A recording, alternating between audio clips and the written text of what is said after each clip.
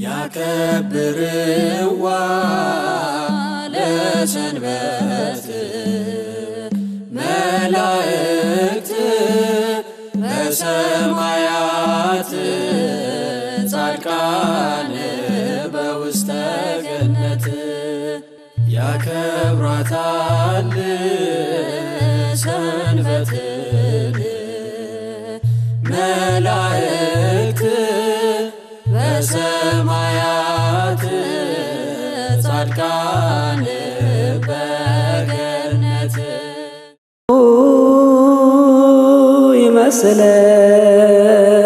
ይመስለከ ውድ ቤተሰቦቻችን የከበረ ሰላምታችን ይድረሳችሁ። በሳምንቱ የቅኝት መርሃ ግብራችን የዳግማዊ አፄ ምኒልክ መታሰቢያ ተአካ ነገስት በአታ ማርያም ገዳም የሚገኘውን ሙዚየም በክፍል 1 ዝግጅታችን ቃኝተናል። ዛሬ ቀጣዩን አብረን እንጎበኛለን። ውቱ ዘትገብር የዳግማዊ አፄ ምኒልክ መታሰቢያ ተአካ ነገስት በአታ ማርያም ገዳም ጥንታዊ ታሪካዊ ለሀገር ታላላቅ ስራዎችን ያበረከቱ ነገስታት መናገሻ ብሎም ማረፊያ ናት። ይህንን እውነታ የምንመለከትበት የዛሬው ጉብኝታችን ነው። አብረን እንቆይ። በመዝራዕትከ እዚህ ቦታ እንግዲህ እንደምታዩት ለሀገር የሰሩ ለሀገር የደከሙ አርበኞች ጀግኖች የነገስታት አጽም በክብር ያረፈበት ቦታ ስለሆነ ልክ እንደ አዳምና እንደ ሔዋን አጽም እንደ ቀድሞ አባቶቻችንና እናቶቻችን እንደ ቅዱሳን እንደ ነቢያት እንደ ሐዋርያት አጽም ከብሮ እየታጠነ ከሌሊቱ 11 ሰዓት ካህን መስቀል ተይዞ ጽና ተይዞ ይገባል። እኔም በድቁና ሳገለግል ነው የኖርኩት። እዚህ ቦታ ይታጠናል፣ ጸሎት ይደረጋል። አመቱን ሙሉ ይጸለያል እዚህ ማለት ነው። አመቱን ሙሉ ይጸለያል። መሃል ላይ የምታዩቸው ግርማዊ ዳግማዊ ንጉሠ ነገሥት አፄ ምኒልክ ናቸው። አፄ ምኒልክ እንግዲህ ቀደም ላይም ታሪኩን ባጭሩ ሆነ አንስቼዋለሁ። ታሪካቸው ተነግሮ ስለማያልቅ ማለት ነው። ብዙ ስራ ነው ምኒልክ የሰሩት። ምኒልክ ታቦት ካስገቡት አልባሳት ከረዱት ውጪ ራሳቸውን ችለው ከቤተ መንግስት ወጪ ያደረጉ ህዝቡ ፈጣሪውን የሚማጸንበትና የሚያገለግልበትን ቤተክርስቲያን 10 ቤተክርስቲያን አሰርቷል ምኒልክ። ይገርማቸዋል። 10ም ያገለግላሉ። 10ም እንደው ትንሽ እንኳን ብናነሳሳ ከነዛ መካከል እንጦጦ ማርያም፣ እንጦጦ ራጉኤል፣ ፒያሳ ጊዮርጊስ፣ አዲስ ዓለም ማርያም፣ ከአዲስ ዓለም ማርያም ደግሞ ስትመጡ መናገሻ ማርቆስ የድሮ የግብጽ ጳጳስ ሲመጡ የሚያርፉበት፣ ከዛ ቀጥሎ ወደዚህ ወደ አዲስ አበባ እየተቀረባችሁ ደግሞ ስትመጡ ሆለታ ኪዳነ ምሕረት ደግሞ ካምፕ ውስጥ ነው ያለችው። እዛም ቤተ መንግስታቸው አለ። እዚህ ያለችው ኪዳነ ምሕረት እሳቸው ናቸው ያሰሩት። ቀጥሎ ደግሞ ግቢ ገብርኤል ደግሞ ታቦቱ ታሪካዊ ታቦት ነው። ቆሞ ግቢ ገብርኤል ሲሰራ ምኒልክ ድንጋይ እያቀበሉ ነው ቤተ መቅደሱን ያሰሩት። ወረኢሉ ላይ ታቦታቱ ያረፉበትና ጦሩ የተገናኘበት ላይ አፄ ምኒልክ 10ኛውን የቅዱስ ጊዮርጊስን ቤተክርስቲያን አሰርቷል። 10ም ያገለግላሉ። አንድም ስራ ያቆመ የለም። ቅዱስ ገብርኤልም አሁን 128 ዓመቱ ነው፣ እየታደሰ ነው። በስተቀኝ በኩል ያሉት ደግሞ እቴጌ ጣይቱ ብጡል ብርሃን ዘኢትዮጵያ ይባላሉ። ጣሊያን እንዲሸነፍ ያደረጉ ጀግና ደግሞ አርበኛ ናቸው ማለት ነው። እቴጌ ጣይቱ በስተቀኝ በኩል ያሉት ደግሞ የእቴጌ ጣይቱ ብጡል ብርሃን ዘኢትዮጵያ አጽማቸው በክብር ያረፈበት ነው። መቃብሩ የተሰራበት ማርበል ንጹህ ማርበል ነው። ከፈረንሳይ ሀገር ነው የመጣው። እቴጌ ንግስት ወዲቱ ናቸው ያስመጡት። እስከ ጅቡቲ በመርከብ ነው የመጣው። ከጅቡቲ ደግሞ በባቡር ነው የመጣው። ባቡር ያስገቡት ምኒልክ ናቸው። ዲዛይኑ ውጪ ላይ እዚሁ ግቢ የተሰራው ያ በፒስ ነው እዚህ ገብቶ የተገጣጠመው። በዚህ በኩል ያሉት ደግሞ ንግስታት ዘውዲቱ ምኒልክ ጸሎተኛ፣ ጸዋሚ፣ ታራሚ ንግስት ነበሩ እና ንግስት የእቴጌ ጣይቱ ደግሞ እንጦጦ ነው መቃብራቸው ቆሟል። አሁን ንግስት ከዛ ነው አፍርሰው ያመጡት አጽማቸውን በክብር። ለምን ቢባል እቴጌ ጣይቱ ኑዛዜ ተናግሮ ነበር ለንግስት ዘውዲቱ ከአባትሽ እንዳትለይኝ ብሎ ስለተላዘዙ ንግስት እዛ ሄደው እንጦጦ ማርያም ሄደው እንደውም እንግዲህ ያው እንቢ ብሎ እዛ ያሉት ያው ደብሩ እቴጌ ንግስት ዘውዲቱ ብዙ እጅ መንሻ ሰጥተው አባብሎ አጽማቸውን አምጥቶ እዚህ ከአባታቸው ጋር እንዳሳረፉ ነው የሚናገረው። የቀደሙ አባቶች እንደነገሩን ከሆነ ማለት ነው። እሳቸው በህይወታቸው ነው በቁማቸው ነው ያሰሩት። ቤተክርስቲያኑ ያለቀው በ1910 ተጀመረ፣ በ1920 ያለቀ። እሳቸው ደግሞ ያረፉት በ1922 መጋቢት 24 ቀን ነው ያረፉት። ንግስት ዘውዲቱ የነገሱት በ1909 መስከረም 21 ቀን ነው። ለ13 ዓመት ነው ኢትዮጵያን የመሩት። ያረፉት ደግሞ በ1922 መጋቢት 24 ቀን ነው። መጋቢት 4 ቀን አሁን ሁሌ ማለት ይቆማል፣ ሁሌ ፍታታቸው ይፈታል። በየወሩ ሁሌ ይታሰባሉ እና በቀንም ይጠራሉ ማለት ነው።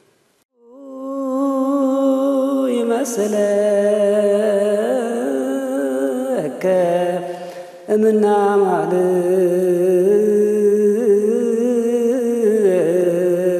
እግዚኦ አንተ ውእቱ ዘትገብር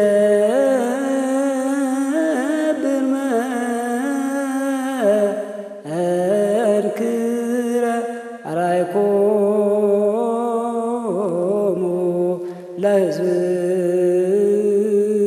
ለሕዝብከ ኃይለከ ወአዳንኮሙ ለሕዝብከ በመዝራዕት ምልክ ዙፋናቸው ነው። ም ይላል እዚህ ጋር ይሄ ም ነው ይላል። ጣ ይላል። ይሄ ም ነው። ዘውዳቸውም አለበት። የተሰራ ከሎሚ እንጨት ነው የተሰራው። ከሎሚ እንጨት ነው የተሰራው ወንበሩ ዙፋናቸው። አድዋ ዘምቶ ይመጣል። ምኒልክ ሲሄዱም ሲመለሱም በያረፉት ቦታ የሚቀመጡበት እዚህ ላይ ነው። ነጮች ናቸው የሰሩት። እድሜው 200 ዓመት ሞልቶታል።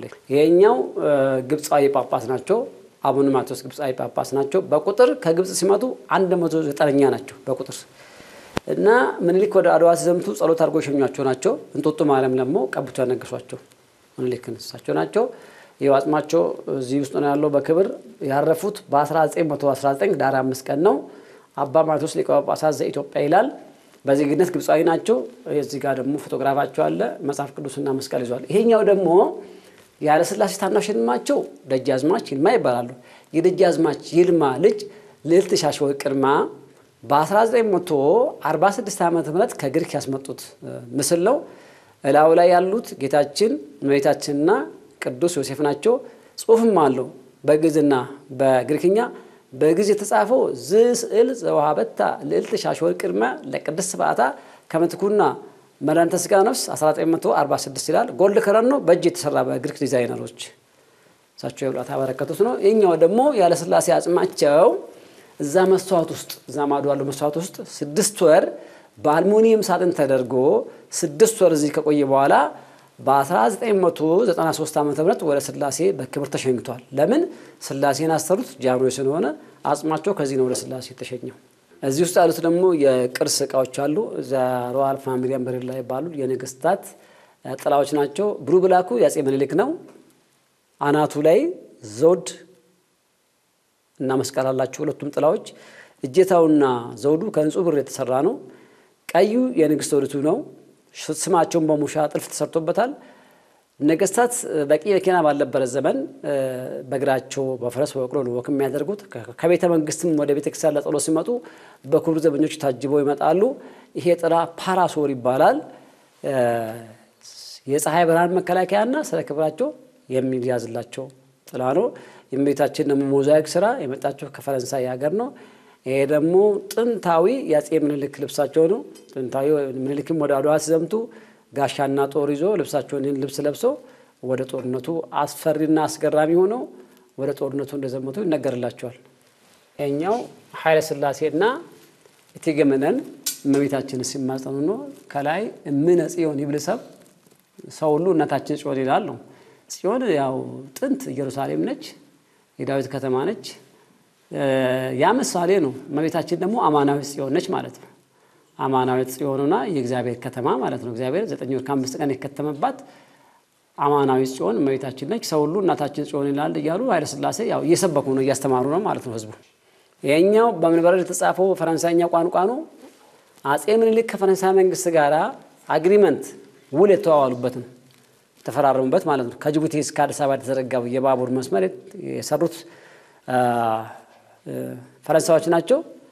በዛ የባቡሩ የውል ስምምነት ነው። እዚህ ጋር ደግሞ ፓልም ቲሞንጀንስ ይላል። ይሄ ዘንባባ ዝንጣፊ የተሰራው ከነሐስ ከብሮንዝ ነው። አጼ ምኒልክ ካረፉ በኋላ ከፈረንሳይ መንግስት በ1906 የፈረንሳይ ፕሬዝዳንት ሪሞንድ ፖንኮሬ ይባላል ኮንዶለንሲ ነው ያዘን መግለጫ። ይሄኛው ደግሞ የሚያመለክተው አጼ ምኒልክና ንግስት ዘውዲቱ ናቸው ልጃቸው።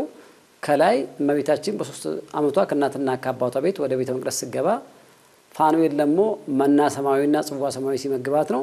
በዓታ ማለት እና እመቤታችን ከእናትና ከአባቷ ቤት ካደረው ግስ ወጣ ስለሆነ ወደ ቤተ መቅደስ መግባቷ ወይም ወደ ቤተ መቅደስ ገባች ነው መግባት ማለት ነው። ኢንትሪ ዘንትሪ ኦፍ ሴንት ሜሪ ፍሮም ሄር ማዘር ኤንድ ፋዘር ቱ ጋድ ሃውስ ነው ወደ ቤተ መቅደስ መግባቷን ያመለክታል። ምኒልክ ዛቲት ምዕራፌ ለዓለም ብለዋል አጼ ምኒልክ። ጌታ ለፍርድ እስከሚመጣ ድረስ ማረፊያ እዚህ ነው። ይሄ ደግሞ የንግስት ዘውዲቱ መቀመጫ ነው። ንግስት ቤተክርስቲያን ሲመጡ ቁጭ ብለው ዳዊታቸው የሚደግሙበት የንግስት ዘውዲቱ መቀመጫቸው ነው። ነገስታት ካባዎች የአጼ ምኒልክ የቴጌጣይቱ ንግስት ዘውዲቱ ነው። በብር የተለበጠ ከበሮ አለ። እዚህ ከበሮ ላይ የነገስታት ፎቶግራፎች፣ የነገስታት ዘውዶች፣ የአክሱም ሐውልት፣ የዳዊት ኮከብ፣ የአንበሳ ምስል አለበት።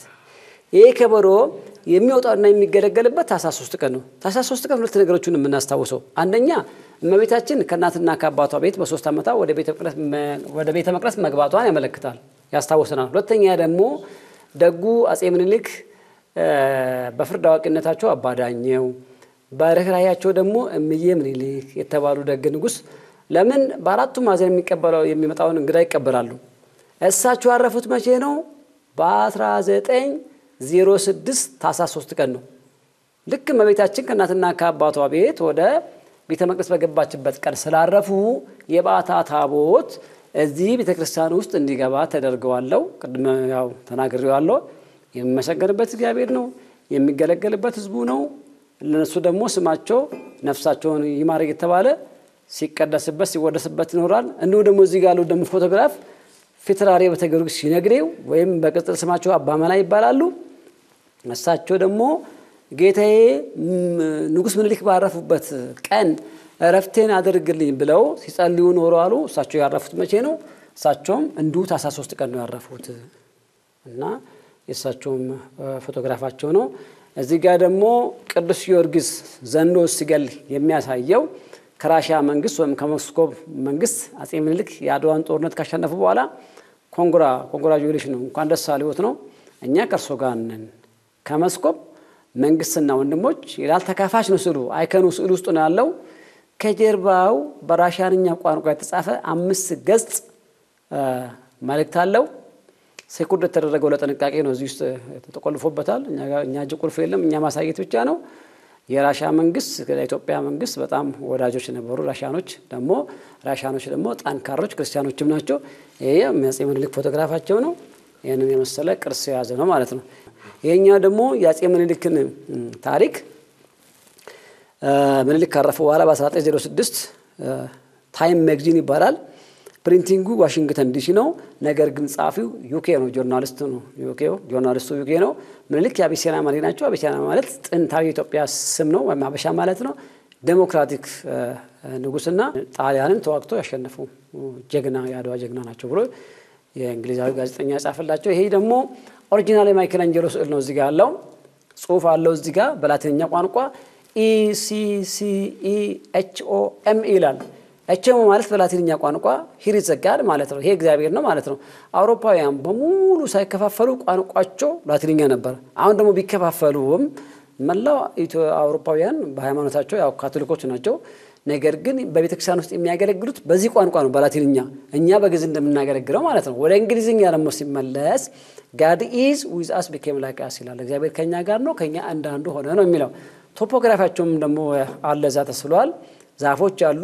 በተራራ ስር ደግሞ ተራራ ከታች እያፈለሱ ከላይ ዛፍና ተራራ ነው። በመሃሉ መኪና መንገድ ሰርቶ መኪና በስሩ ያልፋል ማለት ነው። ጣርማ በር ያለ ጅማ ከተማ ውስጥም ብዙ ቦታ አለ ብሎ ሰዎች ነገሩናል። እላው ላይ ያሉት ጌታችን እመቤታችንና ቅዱስ ዮሐንስ ወንጌላዊ ናቸው።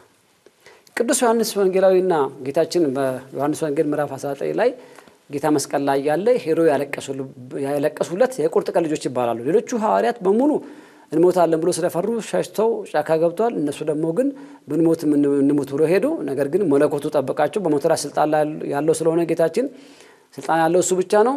ጌታ መስቀል ላይም ሆኖ ተሰቅሎ መናገር ይችላል። ሞት የለበትም፣ በለበሰ ሥጋ ነው የሞተው ማለት ነው።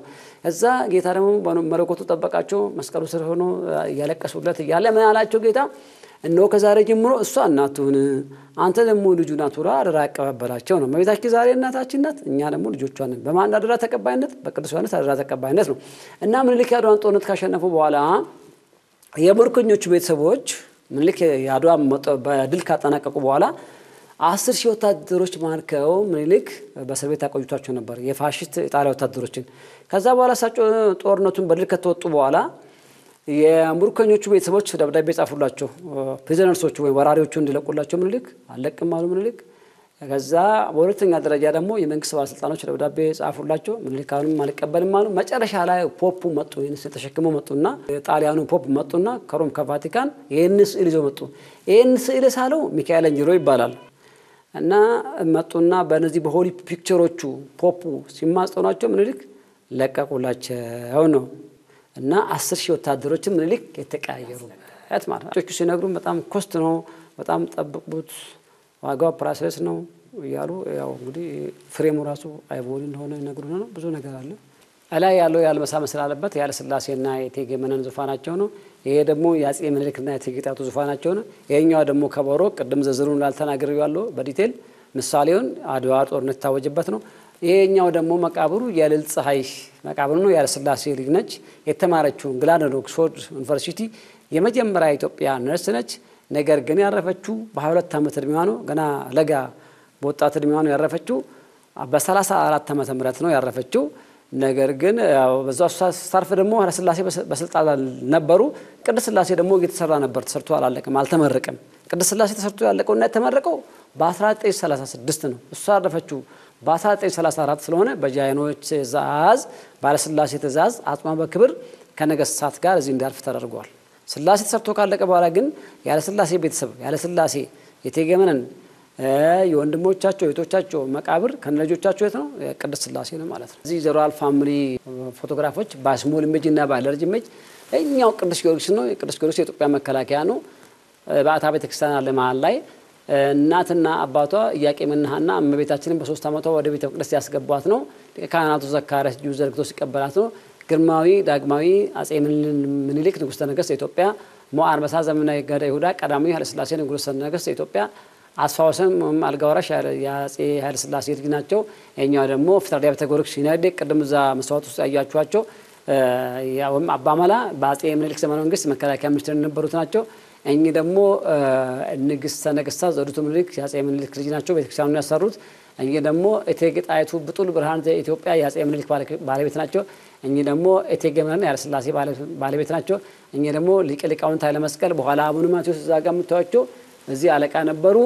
በኋላ ደግሞ ጳጳስ ሆነው እስራኤልም ሀገር 11 ዓመት አገልግሎ ከመጡ በኋላ ካረፉ ብዙ ጊዜ ሆናቸዋል። ፎቶግራፋቸው እዚህ የተቀመጠበት ምክንያት ደግሞ ለበዓታ ብዙ ስለሰሩ ለምሳሌ በትንሹ አንዱን እንኳን ምንጠቅስ ፒያሳ ላይ ከመብራት ኃይል በታች ያለው እስከ 7 ፎቅ የተሰራው የንግሥተ ነገሥታት ዘውዲቱ ህንጻ ለበዓታ ቤተክርስቲያን መተዳደሪያ ተብሎ ያሰሩት እሳቸው ናቸው።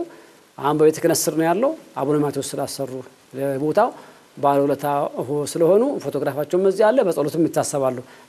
እኚኛው ደግሞ አቡነ ባስልዮስ የመጀመሪያ ኢትዮጵያ ፓትርያርክ ግብፃውያን ወደ ኢትዮጵያ መምጣት ካቆሙ በኋላ ጃንሆይ በ1951 ዓመተ ምህረት ግብጽ ሄዶ አሹሞ ያመጧቸው ኢትዮጵያ የመጀመሪያ ኢትዮጵያዊ ፓትርያርክ አቡነ ባስልዮስ ይባላሉ።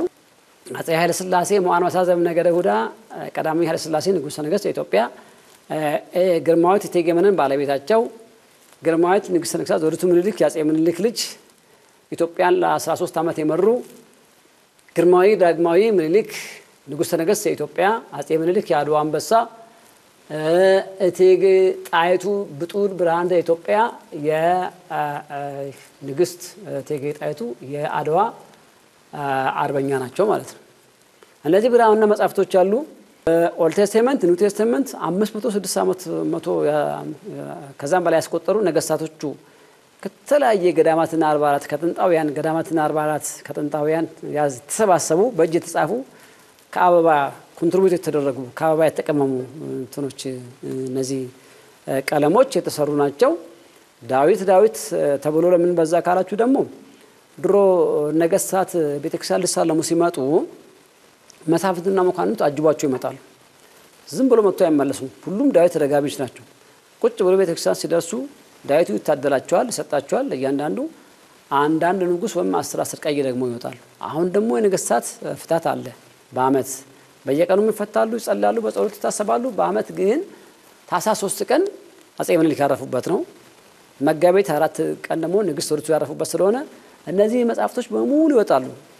ከላይም ያሉት ብራናዎች ይወጣሉ። ስለ ነገስት ሊቃውንቱም ይሰበሰባሉ በብዛት። ስለ ነገስታቱ ክብር መጀመሪያ በብራና ይደገማል፣ በብራና ዳዊት። ከዛ ሲያልቅ ታድሎ ሲያልቅ የእትሙ ይቀጥላል ማለት ነው። ስለዚህ ስለ ነገስታት ክብር በብራና ይደገማል።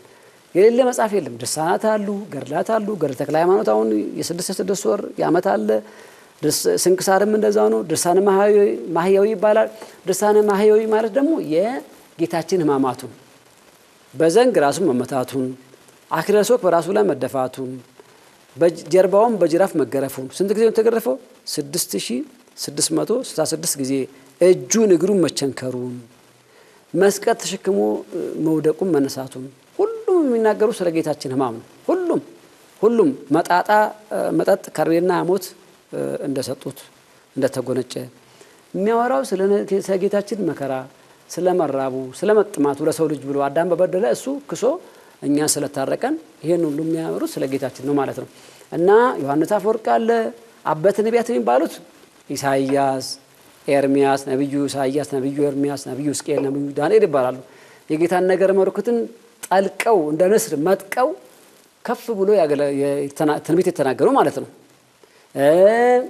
ደቂቅ ደግሞ 12 ናቸው። ጠቅላላ አበይት ነቢያት 16 ናቸው ማለት ነው። ሁሉም አሉ፣ ነቢያት አሉ፣ ሐዲሳት አሉ።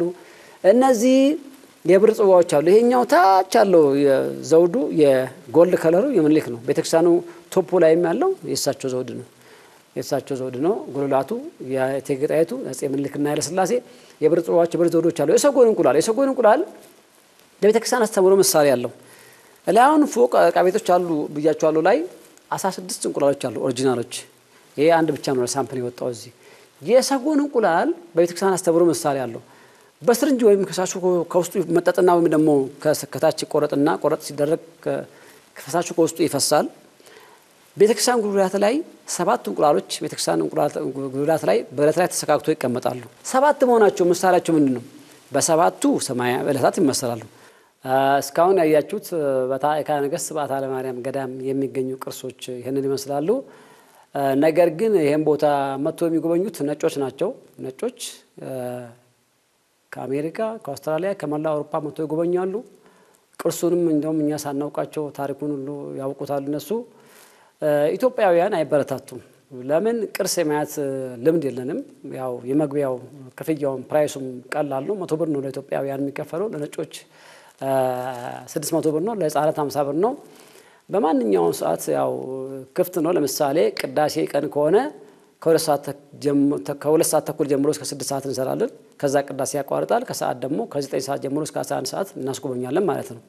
ቅዳሴ ጠዋት ከሆነ ደግሞ ሰኞ፣ ማክሰኞ፣ ሐሙስ፣ ቅዳሜ፣ እሁድ ከሆነ አብይ ጾም ካልሆነ በስተቀር ወይም ሰኔ ጾም ወይ የገና ጾም ካልሆነ በስተቀር ከቅዳሴ ውጪ ከ3 ሰዓት ጀምሮ እስከ 11 ሰዓት እንሰራለን። መታችሁ ቅርሱን ማየት ትችላላችሁ። ይሄ ቅርስ የአጼ ምኒልክ ብቻ አይደለም፣ የመላው ኢትዮጵያውያን ቅርስ ነው። የመላው ኢትዮጵያውያን ታሪክ ነው። የተሰራውም በኢትዮጵያውያን ገንዘብ ስለሆነ የኢትዮጵያ ኩራት እና የኢትዮጵያ ቅርስ ስለሆነ መታችሁ ማየት ትችላላችሁ። ሌላው ደግሞ ምንድነው ይሄን ቦታ አባቶቻችን የከበሩ ነገስታት ያሰሩትና ያቆዩትን ይሄ ነገር ክብሩንና ገናነቱን ልዕልናውን ጠብቆ እስከ ዕለተ ምጽአት ድረስ እንዲኖር ለዚህ ቦታ ምን ያስፈልጋል? ይሄን ቅርስ ለማስጠበቅ ምንድነው ብላችሁ መታችሁ ጠይቃችሁ ይሄን ቦታ እንደተከበረ እስከ መጨረሻው ድረስ ቦታው ዘለቄታውና ክብሩን ጠብቆ የሚቆይበትን ነገር ሁሉ እንደ አስፈላጊውን ነገር እንድታደርጉ ያው በአክብሮት ጥሪያችንን እናስተላልፋለን። መታችሁ ስለጎበኛችሁን እጅግ እናመሰግናችኋለን፣ እንወዳችኋለን። እግዚአብሔር ክብር ያድልልን፣ ክብር ይስጥልን። የነገስታቱ አምላክ ይጠብቃችሁ።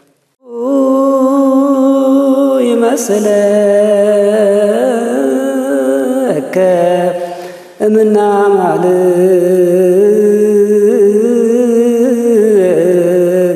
እግዚኦ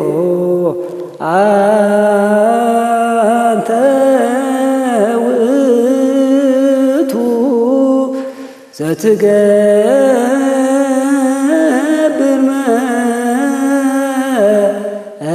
መንክረ አርአይኮሙ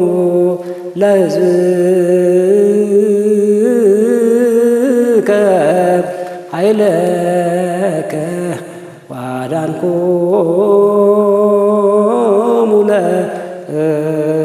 ለሕዝብከ በመዝራዕትከ